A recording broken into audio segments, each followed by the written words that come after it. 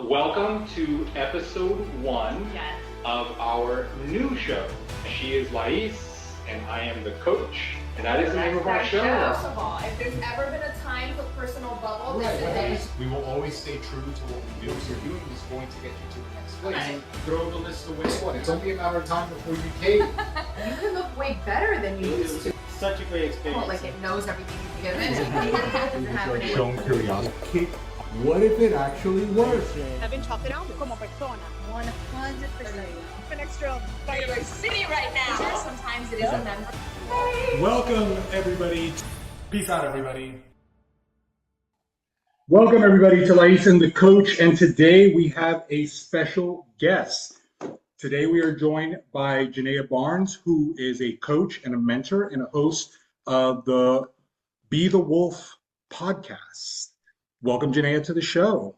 Hi, thank you. I'm super excited to be here and have this conversation. We're excited to I'm have glad. you. I'm glad. Actually, I was just talking to her about something that you said that really resonated with us, and it's that most people replace one identity with another, and in the end, their life may look better, but doesn't usually feel better.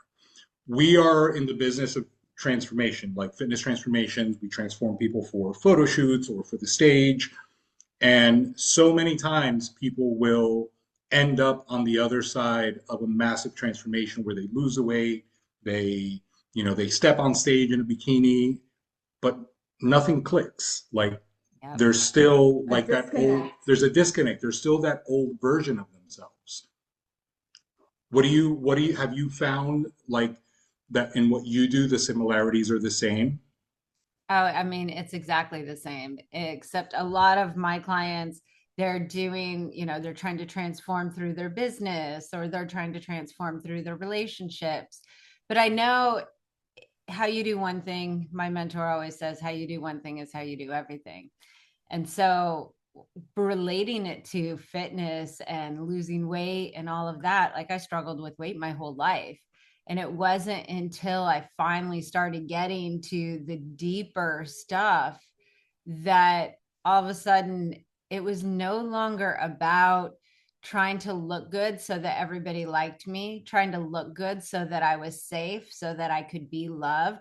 Then it just became, oh, I just want to do this for me because it feels good to me. And so I think that translates into business and it translates into relationship as well. As so many people out there are trying to have a successful business because they think that's going to be the thing that's going to make them safe, that's going to make everything better. It's going to solve all their problems. So they will, become a business owner and they'll do that. And then they still feel stressed out and annoyed and everything's driving them crazy. And then they'll figure out what's the next thing that I need to do. Oh, maybe I need to become a speaker. Maybe I need to become a podcast host. And they might be making more and more money, but in the end, they still feel the same, even though they've put on these different hats. They were, the top executive, and then they did a business, and then they did this or that, or then they lost the weight. And what people don't realize is that what you're seeking externally can usually only be found internally. That's what I was going to ask you. I was going to say, why do you think that happens? Well, before Yeah. like we jump right into this. It's like, how did you get into doing what you're doing now? How did this all get started? Well, it started simply because, can I swear on this podcast? Yes, please. I'm the queen of the F-bombs. All right. It started because I felt like shit all of the time. And I didn't know, like I'd have these little pockets, these little moments where I could access something greater, where I knew that more was possible, but I could never hold it. And so my background, I grew up in a lot of trauma. I had a super neglectful mom. I had lots of big major traumas. I mean, my first big one, I was 4 years old. I held the hand of my junkie best friend while he died of an overdose. And so there was this place where I was always subconsciously trying to get away from these negative emotions inside of me that hadn't been processed, hadn't been cleared. And I know this now, but how it translated in my life was that I was always seeking, because I did have those little pockets of feeling good and where I felt free. But I did all the things. I did therapy, right? That's the first thing we know. If we don't feel Right. great, do therapy. And then just talking about it over and over didn't actually make me feel better. It made me feel worse. I, used to work out all the time. I would go through my little cycles of, and I would do cleanses. I did acupuncture. Then I started doing transformational workshops and hypnotherapy, NLP, ayahuasca ceremonies. I even walked fucking 500 miles across Spain to find my power. Wow. But nothing really seemed to work.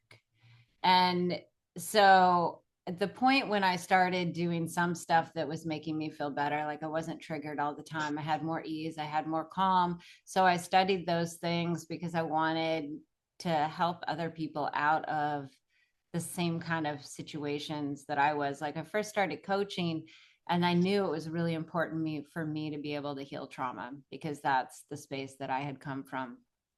But it wasn't enough.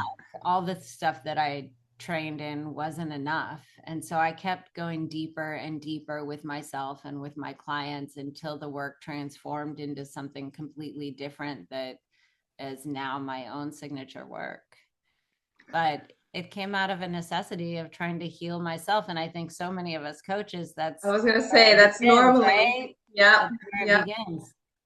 100%. Do you want to go? I wanted to ask, so without, completely giving away your secret sauce, like what is that composed of? Because healing trauma is great. Like I hear you. We all have trauma, or a lot of us, right? And then it's like you want to heal that. You usually, if you have real trauma, you don't want to do it in a clinical setting where you're talking to a therapist, because you don't want to fucking relive that a million times over and get nowhere with it, or start to blame every pattern in your life on your trauma. Like, well, it's because I have trauma. It's like that doesn't help anybody Right. move forward, right? And I think a lot of times that's how I feel about therapy, like not knocking therapists, because a lot of times there are some approaches that are great, but it's like, how are we moving forward from this? Like, great, like we gotta like pinpoint it, but it's like, then what? And so the healing of the trauma is certainly sounds like the thing everyone needs, but like then what? Or like also what is it that you do with someone to get them to that place? Yeah. Well, as you said, it's like, then what? Like a lot of these things that people are doing are just, maybe they help you calm the nervous system down or have nervous system regulation, but then what? Just as you said.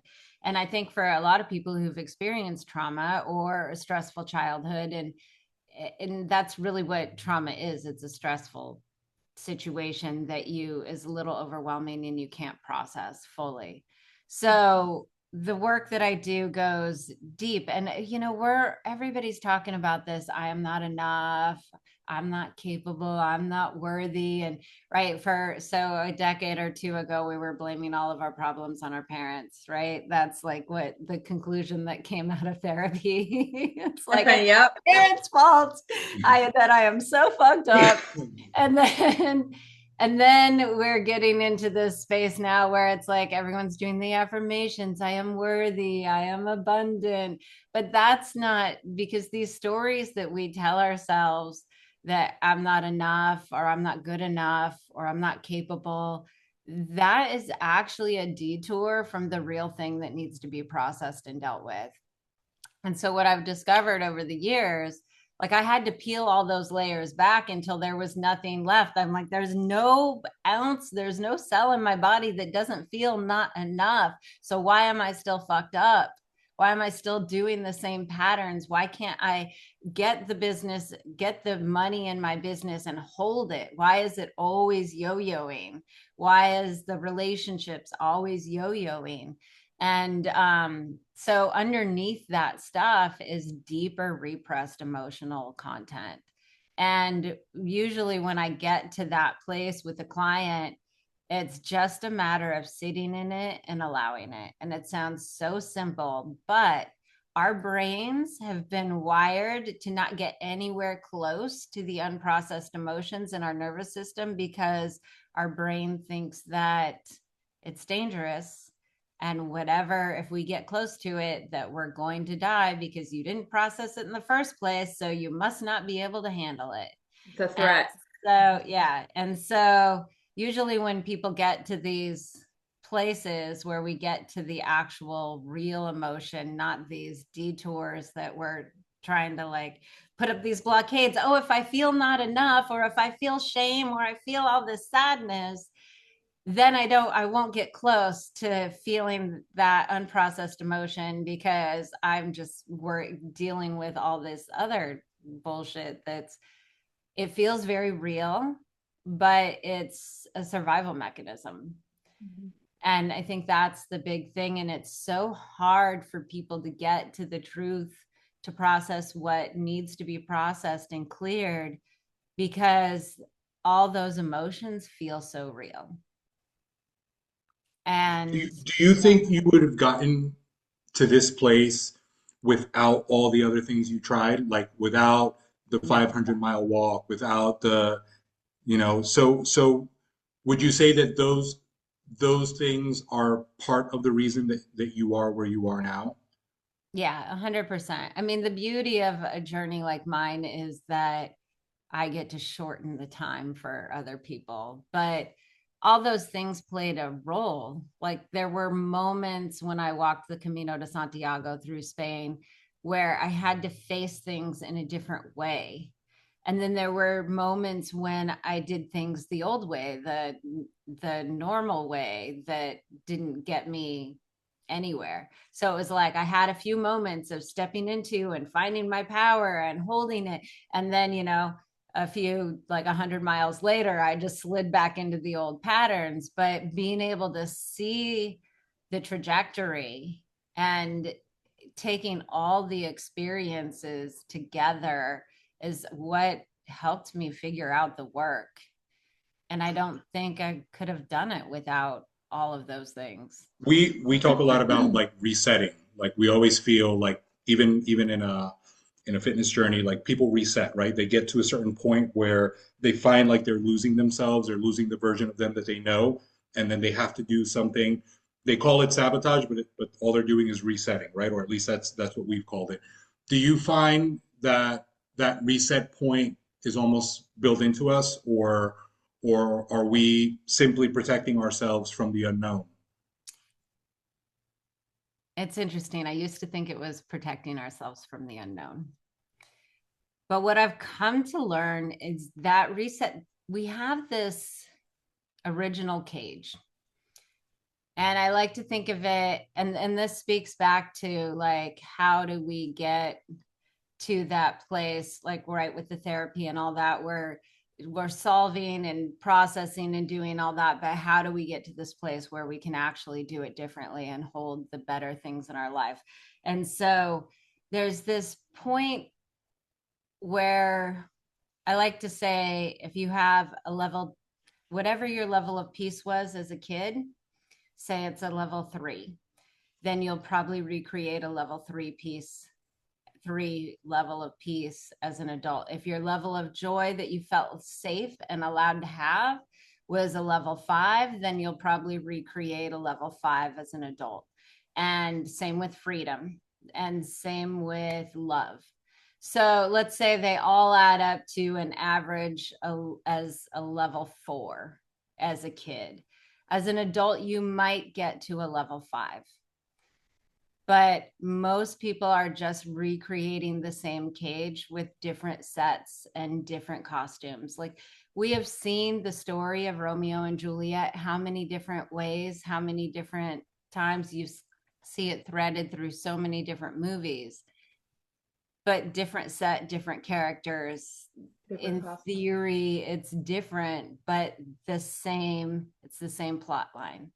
And so we tend to recreate that same plot line over and over, no matter the circumstance. So when you're talking about a reset, it might not be that, like, if your business starts doing well, then your relationship will do well, because that original cage of how much peace, love, freedom, joy you're allowed to have, or you feel in your nervous system that you're allowed to have, is what you will keep recreating. So as you expand up and start, people will hit sort of like a glass ceiling, and then they will have to sabotage. And I did that walking the Camino, and it sounds like your clients are doing it too. My clients do it all the time.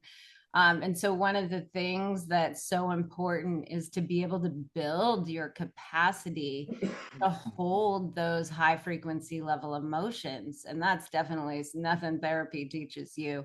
But unless you can actually hold more positive energy than what you grew up in, you're not going to have that life that feels good.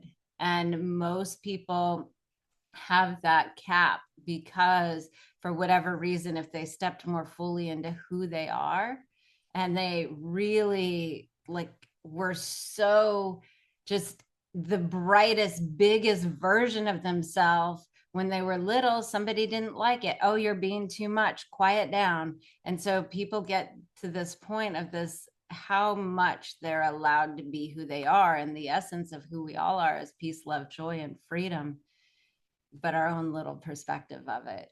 And so if you weren't allowed to Is have that that, original cage circumstantial to the environment that you're growing up Yeah, in? like your childhood. it's it's circumstantial to your childhood, but it's your perception of your childhood. So you could, like, your parents could be doing all these things, but it's how you perceive it to be. Yeah. They could And even have a different perspective, right? Because at the end of the day, 100%. we all have our own perspective of our experience. Right. Like you could literally have like twins, and the parents could, in theory, it's impossible to treat them exactly the same. But if they treated them exactly the same, both of those twins have their own mind and their own unique perspectives. So they would make a different meaning out of what, if, mom looked at me weird, then one would say, oh, mom just farted. And the other one would say, oh, mom is mad at me. So it's your perception of what your experience felt like is the thing that you recreate. And is there a way to distinguish like perception versus what's actually happening, or are we always subject to whatever way we are interpreting it? Like I guess what I'm saying is like if if she did fart, right? Is there a way to just acknowledge it for what it is, or are we always at the mercy of whatever biases we have? Well, the more you get aligned to the truth of who you are, the more you can actually see what the truth is. So for me, like, I can feel the frequency. One of the things that's so good with my clients is they can talk all this stuff, and for them it feels very real, but I can feel the frequency is not, it's not the truth, like the capital T, like, truth. And so because I can feel that distinction, I can help guide them. But as you become more aligned with your own personal truth, then you can see things more clearly for what they are. And so, How do like, you do that? How do you get more aligned with the truth of who you are? the way that I really work with people to do that is we have to look at ourselves. We have to look at those parts of ourselves that we've buried deep because we were trying to stay safe. So if you were told that, if you liked to sing a lot, but somebody told you that your voice is shit. I'm saying this story because it's my story. When you said someone says you're too much, quiet down, I'm like, that's me. Yes, I was like, Genea, you talk too much. But one of my core values that like makes my heart sing is expression, right? So being told that my voice is shit and I shouldn't sing, being told that I had to quiet down and be quiet and stop talking, like, those were major denials of who I was. So what did I do in my life to stay safe and to make sure I was loved? Was I didn't talk until I really had determined that it was safe. So I was always super, super shy, but that slowly killed me. But it wasn't until I could accept the fact that I buried that piece of me deep down underneath some emotions that I just didn't dare process. And We're so so complicated. Humans are so complicated. Why do we do this to we're ourselves? so complicated, but the truth is simple. And Yeah. and so for me, when I process those deeper repressed emotions, I could actually see clearly the truth. Because otherwise, what we're trying to do is subconsciously hide and justify, like justify why I didn't speak, justify all of that. And then I become this identity, going back to identity of why I'm the shy girl. But really, I'm a total, at the core of who I am, I'm a total extrovert. I'm not the girl that's going to sit in the corner and shy away and not talk to anybody. But I lived in that identity for a long time because I was hiding the truth from myself, because that's what I thought would keep me safe. And that's why we hide the truth. That's why we don't look at the truth, because we think it's going to keep us safe. You know, there was something else that you said. You said the missing part of mindset work is that most people are trying to change their mind through repetition and powering through. The the idea that even when seeking help, somebody still wants to do what they've been doing the whole time comes up for us. Does it come up for you? Does somebody Yeah. reach out and say, I want help, but they still want to do what they've been doing the entire time? Absolutely. Absolutely. You know, one of the ways, and you might see this too with your clients, one of the ways I know that somebody is trying to get around doing what actually needs to be done, because we have these workarounds, right? One of the workarounds is to say, I'm not enough and all of that. But one of my favorite workarounds to catch people on is when they're, but how? How do we do it? Tell me, I just need to know how. And the reason that people do that is because if they know the how, then they can figure out the workaround so that they don't actually have to go through and do the thing. And so you see it in fitness all the time. Somebody is there and they're not really in it to actually transform. They're not ready really to do the work. They just need to feel like they are putting in the effort, because that's one of the ways they avoid the truth.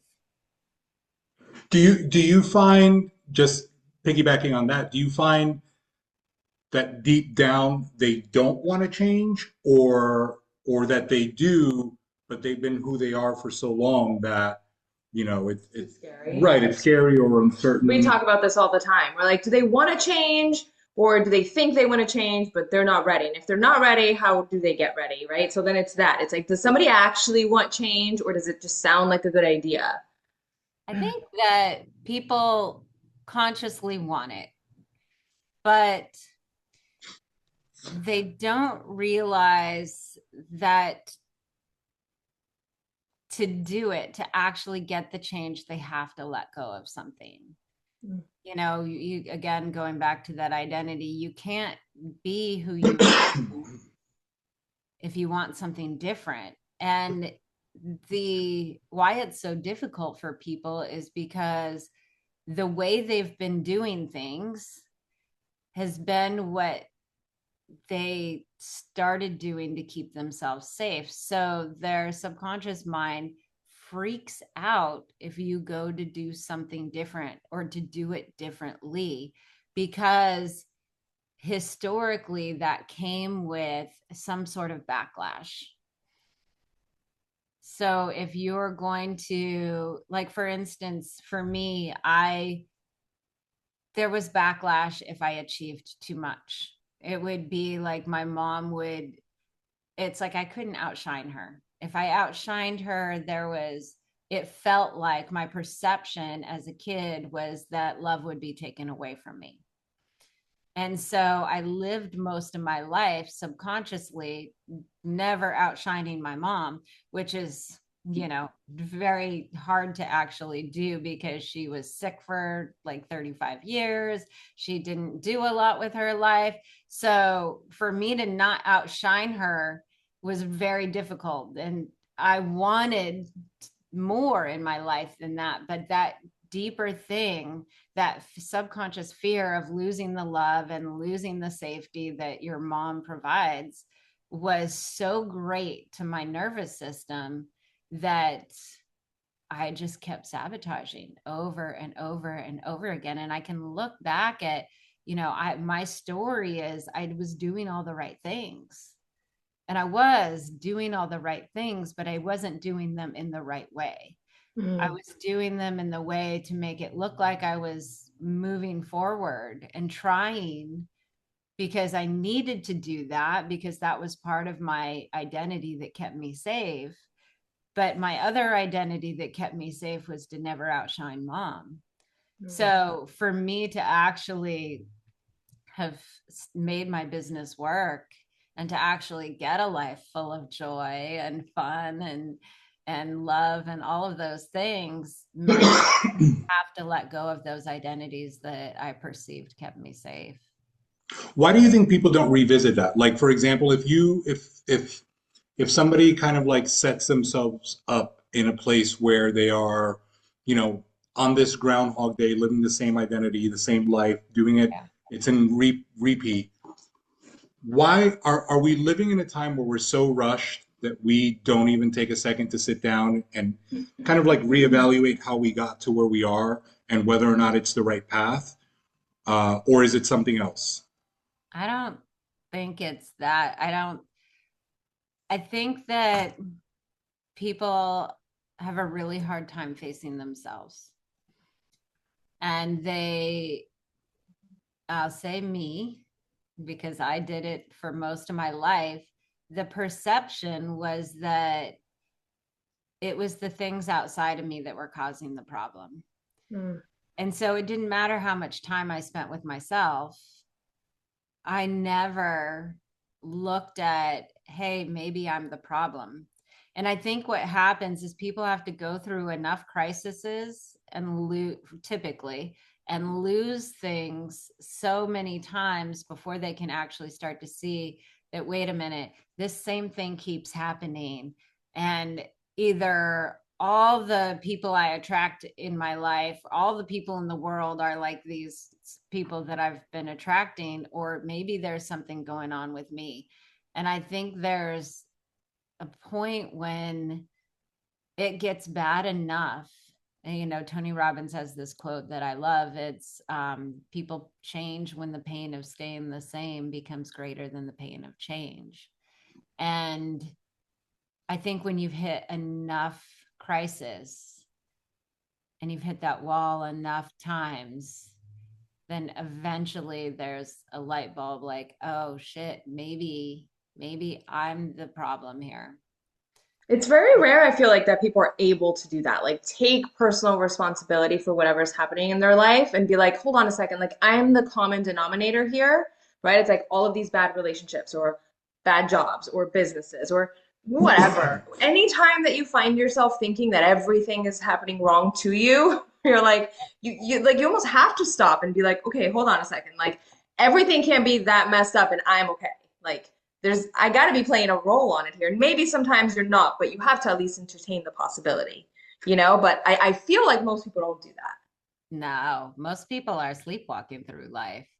And I think, they reach out to people like you guys and me when they hit a crisis point. I mean, and the beautiful thing is when somebody is in a crisis point, they're ready to make a change. But so often, most people it'll get a little bit better and then they'll just reset, as you said, like do the same thing. Ideally, if you catch somebody when they're in crisis, you spend the first 3 to 6 months getting them out of crisis before you actually make the real transformation. And then, but if you can catch somebody at a transition point where it's not necessarily crisis yet, I think that's a great place for people to shift into they're at a place where it's not going to be exactly Groundhog Day. So you can shift some perceptions in that point. And then there's a point when people start taking the role in their own transformation. And I think one of the jokes I make, most of my clients are entrepreneurs, not all of them, but artists, creatives, entrepreneurs. But I think people who set out on the path of entrepreneurship subconsciously went on a path of self-evolution, because to run a business, you have to face all your shit. I thought you were gonna say are insane, and I was gonna say yes. Yes. Anyone that Well, goes, I mean, to face all of your shit, that is kind of insane, because it means we have to look at the truth. It means we have to own yeah, responsibility. We have yeah. to like deal with our repressed stuff that we don't want to look at. You That gotta we tackle your shit, yes or yes, because you're either coaching people on how to do the same, or you are figuring out all of your systems and how you operate and where that needs to, like you can't sleepwalk, like you said, you can't sleepwalk through it. The yeah. level of intention and attention that you need to run a business, like 100%. I mean, you could run like a little mom and pop shop and still be pretty unconscious, but if you want to make an impact in the world, if you want to really grow a bigger business, you're going to have to open your eyes and look at some stuff. Mm-hmm. Do you think that we're conditioned to wait till we're in crisis to seek help? I think that, yes, actually. Well, I don't know if we're conditioned, but yeah, we are conditioned, because historically, what have people done? They wait till crisis. But if we are moving into a higher level of consciousness, which I think that we do have more and more people who are being proactive about their mental health, their spiritual health, their emotional health, their financial health, their relationship health. And in that, then that becomes the model for the next generation. And then the next generation. There's this story. Do you guys know the story about, well, your audience might not, so I'll just say it. You can put a bunch of fleas in a jar and you can put the cap on. And, fleas like to jump up and down. And so they'll jump up and down. And 30 minutes later, you can take the cap off and the fleas won't jump out of the jar. And then they'll have babies, and the babies will never jump higher than the lid of that jar. And it's not because there's a cap on it, but it's because that the fleas have been trained that that's as far as we can jump. That's as high as we can go.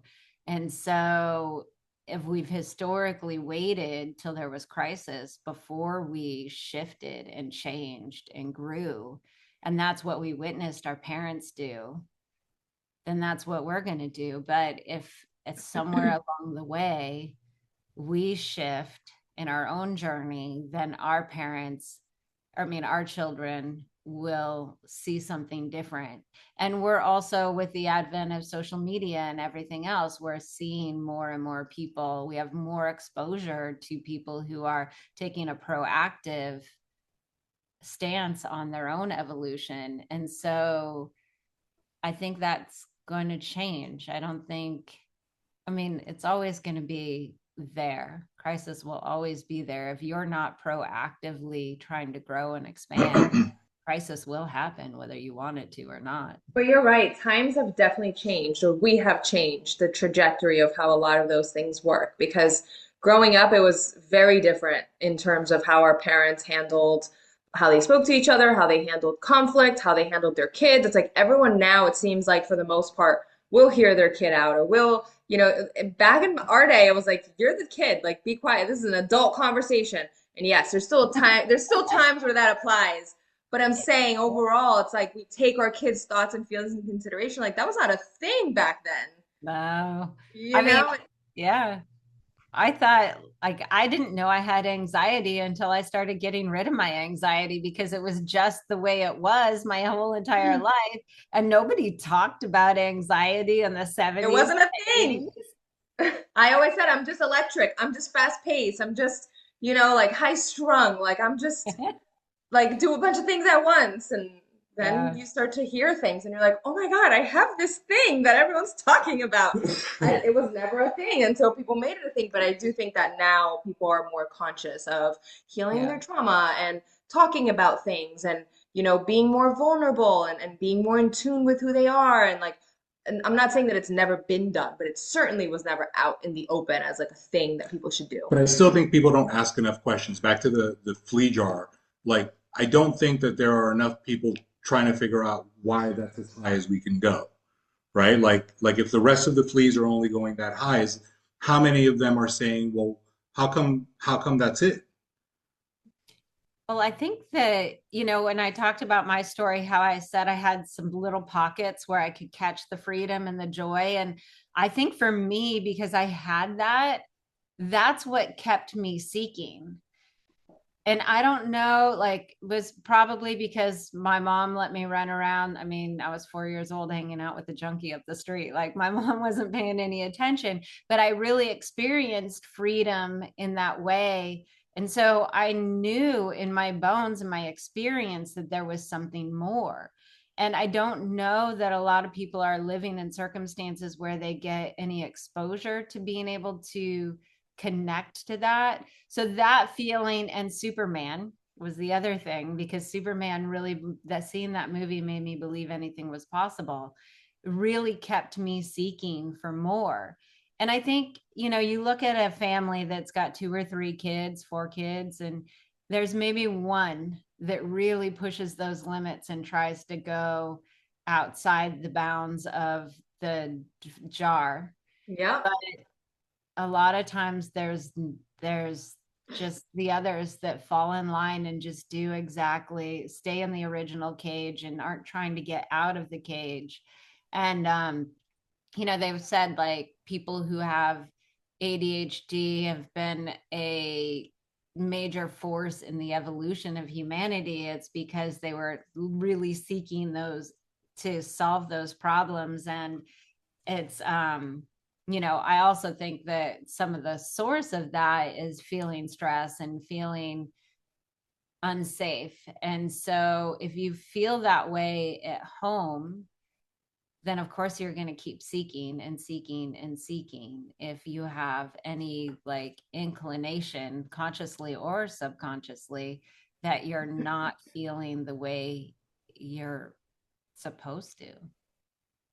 You have a term called success zone. Could you elaborate a little bit on that? So your success zone is really, it is the zone where you feel 100% safe to be 100% who you are. And it's essentially that original cage. So if I felt safe to talk in only certain circumstances, then that tends to be the zone that I can talk in. And so whatever I can potentially create by only talking in those particular zones, then that's the amount of success I can have. And so if I'm not, didn't feel like I was allowed to stand up for myself, I didn't feel like I could be the powerful version of myself, because as a kid, that part of me got squashed down every time I really tried to step up into being more powerful. Then my success zone is dictated by the amount of how much I can stand up for myself. So all of those pieces of how much you're allowed to be the fullest, biggest expression of you form the boundaries of your success zone. It's essentially that original cage. Whatever you felt safe enough to really step into the truth of who you are, like whatever you could create with that amount is the amount of success you can create in your Would life. you say most people don't know who they are at their fullest, highest, most expressive them? No, I think hopefully people who are on the evolutionary track, they're figuring it out. But man, every time, you guys know, and you've seen it with your clients, like somebody thinks that it's not possible for them to do something, and they break through something internally, and then they make a major leap. And so I think we're always, we have the potential to keep expanding our success zone and keep becoming more of who we truly are. And I think depending on what your original cage was growing up, if your success zone is small, what you have to do to actually gain more success, and by success, I mean peace, love, joy, freedom, and the things that actually create that for you specifically, because it's going to be different for you than it is for me. And that the more you have of that, it equals the amount of how much you're allowed to be. Why do you think that's not talked about more? Is that like kind of why you started your podcast? I don't think people really understand. Honestly, I think people are just now starting to get to that place of like, oh, I'm going to choose me. I'm going to be more me. And I think it's really new. And I think people don't really understand the depth of what it takes to really do that, and the deep subconscious programming and nervous system activation that people have to break through in order to for real be who they really are. Because most people are just, oh, well, I'm going to be the top employee. And now, oh, that didn't make me happy. So now I'm going to be a business owner. Oh, that's not making me happy. So now I'm going to be a monk in Tibet. That's not making me happy. But they're not actually shifting the success zone. They're not actually shifting the original cage. They're just replacing one identity with Do you another. think it's like conditioning? All of it is conditioning from our childhood, meaning like most people don't know who they are and they're not fully themselves because it's like, or they don't know themselves to that point because it's like at no point did it matter. At no point did you have that luxury, like, who am I really? And what is it that I like? We fall in line, right? Like we are all, And your parents don't your sit you parents down don't and sit you say, "Hey, down. let's figure out who you really If are anything, they here." shut it down, right? Like, how many times do people say kids are so honest? It's like they're so honest until you start to chip away at that, Yeah. right? So then it's like we come, I think, as much as we're all different, fully ourselves. Yeah. And that starts to get chipped at in school by teachers, right? By parents, where it's got to be shifted, it's got to be shifted, and then you end up in, let's say, your first relationship, and now you're like, I shouldn't talk like this, and I shouldn't act like that, and you're already not you. So how are you going to get to your 40s, especially if you're a woman, especially if you're a mom, and be like, who am I really? It's like you don't have that luxury. You do, but I'm saying in your mind, you're And then they like, call it a midlife crisis. yes. Right. That's exactly what happens. It's funny. I think we come in to this world exactly as you said. We're like full of who we are. And part of that, we have our unique core values. And people talk about values all the time, but most people aren't getting to the truth. They're just the perceived values. I will never forget the time I was like, one top value is kindness. And once I realized that kindness was all about safety for me, I was just like, oh, fuck, not what I like. So, but it was that perception, right? I had that good girl perception or good girl identity. And so I have one client, one of his things that he got in trouble for all the time was blowing stuff up when he was little. And of course, as a parent, you're going to sit down and reprimand your kid for blowing shit up. But Like actually with fire? yeah, like you would Oh, make little but like things and blow things up. But okay. um, but for him, one of his core values was not destruction for the sake of destruction, but destruction for like pulling things apart and understanding how they worked. So that was one of his like core values, the things that was so important for him. But nobody sat down and said, well, why are you blowing things up? Like, let's figure out why this is so important to you that you need to do this. They're just saying, don't fucking do that ever. And so he shoved that part of an essential building block of who he is away, and would feel shame, would feel fear, would feel so many other negative emotions whenever he would like want to dissect something and really dig deep and understand it. But he couldn't do it because all of that programming would come up and make his nervous system feel like he was going to get in trouble, like he was going to be thrown out, like he was going to have nobody love him. And so he didn't lean into that aspect of himself. And yeah, that wasn't the healthiest way to express that way, that aspect of who he was, but he still needed to be able to express it. And he learned that it was not allowed. That's so interesting. What would you say to somebody who is like on the edge of transformation? Like they're listening, they're watching, they're like, I've been really wanting to do something. They're on that midlife crisis edge, but they're just not sure what to do next.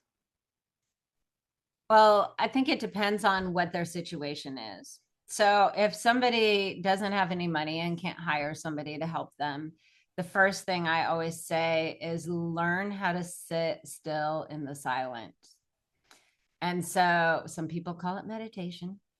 Um, but if you're a person who has been a go, go, go person, or a person that has a level of anxiety, like you're not going to be able to sit there and clear your mind. I mean, I'm an experienced meditator and I still don't have a clear mind the whole time. But there's something that happens when you sit still, and this means you can't fidget. You just have to sit still in the silence. You can maybe listen to some ambient music, but what's going to start to happen is if you can just breathe and focus on your breath, there's going to be a few things that happen. One, your mind is going to run really fucking crazy. But afterwards, you've just given your mind like 30 minutes to an hour of running crazy. So you'll have a little bit more space and a little bit more peace throughout the day. Now, if you have a few pockets where you actually don't think of anything, sensation is going to rise up in your body. And the key is to not move and not get up.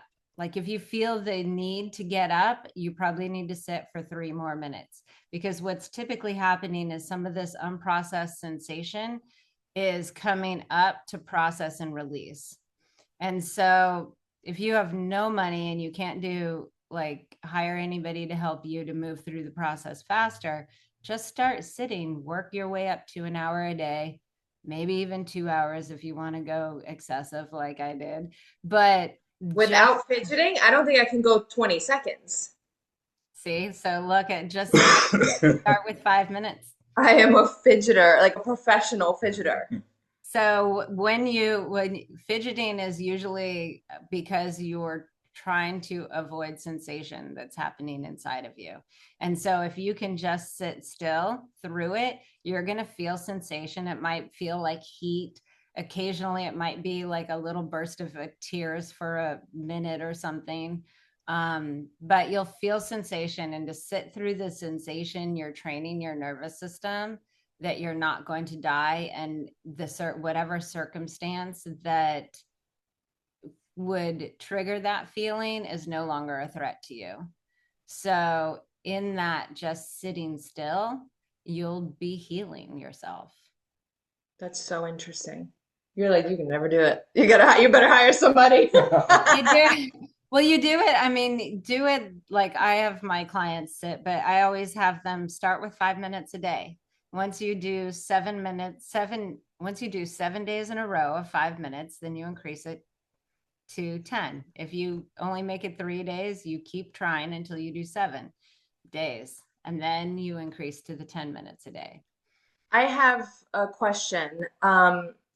Well, it's actually, I always like to ask this question, but I want to ask it in 2 parts. So I always like to ask, like, what was the most impactful thing about something, right? So it's like, for me, it's like, the first part of the question is, what was the most impactful thing that you did on your journey? So for example, like we talked about how you walked in Spain and how you did ayahuasca, right? Like all the pieces to the puzzle, like all the stepping stones that led you to where you are today all have played a role.